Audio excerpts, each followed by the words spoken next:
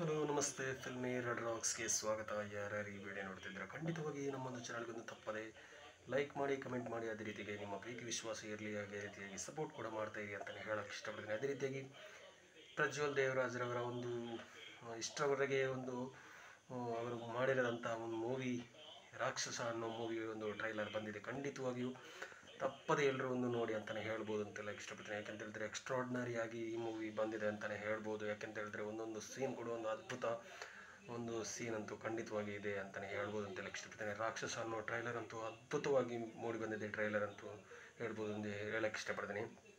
ಅದೇ ರೀತಿಯಾಗಿ ಒಂದು ಕ್ಯಾಮೆರಾ ಶೂಟಿಂಗ್ ಇರ್ಬೋದು, ಅದೇ ರೀತಿಯಾಗಿ ಪ್ರತಿಯೊಂದು ಸೀನರಿ ಕೂಡ ಒಂದು ಅದ್ಭುತವಾಗಿ ಶೂಟ್ ಮಾಡಲಾಗಿದೆ ಅಂತಲೇ ಹೇಳ್ಬೋದು ಅಂತೆಲ್ಲ ಇಷ್ಟಪಡ್ತೀನಿ. ಅದೇ ರೀತಿಯಾಗಿ ನಾವು ಹೇಳಬೇಕಂದ್ರೆ ಖಂಡಿತವಾಗಿ ಪ್ರಜ್ವಲ್ ದೇವರಾಜ್ರವರ ಇಷ್ಟರವರೆಗೆ ಯಾರು ಎಕ್ಸ್ಪೆಕ್ಟ್ ಮಾಡಿರೋದಂಥ ಒಂದು ಮೂವಿ, ಕ್ಯಾಮರಾ ವರ್ಕಿಂಗ್ ಕೂಡ ಇರ್ಬೋದು, ಅದೇ ರೀತಿಯಾಗಿ ಅವರ ಶೈಲಿ ಇರ್ಬೋದು, ಅವರ ಆ್ಯಕ್ಟಿಂಗ್ ಇರ್ಬೋದು, ಅದ್ಭುತವಾಗಿ ಶೂಟ್ ಮಾಡಲಾಗಿದೆ ಅಂತಲೇ ಹೇಳ್ಬೋದು ಅಂತೇಳಿ ಇಷ್ಟಪಡ್ತೀನಿ. ನನಗಂತೂ ಸಖತ್ತಾಗಿ ಇಷ್ಟ ಆಗಿದೆ.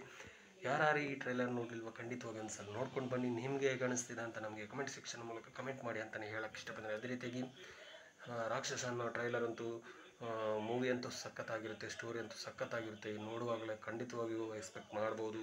ಒಂದು ಒಳ್ಳೆಯ ಕಲೆಕ್ಷನ್ ಮಾಡಲಿ ಅಂತ ನಾವು ಕನ್ನಡ ಒಂದು ಫಿಲ್ಮನ್ನು ನಾವು ಪ್ರೋತ್ಸಾಹಿಸೋಣ. ಅದೇ ರೀತಿಯಾಗಿ ನಾವೆಲ್ಲರೂ ಒಂದು ಕನ್ನಡ ಒಂದು ಫಿಲ್ಮನ್ನು ಇನ್ನಷ್ಟು ನಾವು ಬೆಳೆಸೋಣ ಅಂತಲೇ ಹೇಳೋಕ್ಕೆ ಇಷ್ಟಪಡ್ತೀನಿ. ಅದೇ ರೀತಿಯಾಗಿ ತುಂಬ ಸಪೋರ್ಟ್ ಮಾಡೋ ಅಂತ ಹೇಳೋಕ್ಕೆ ಇಷ್ಟಪಡ್ತೀನಿ.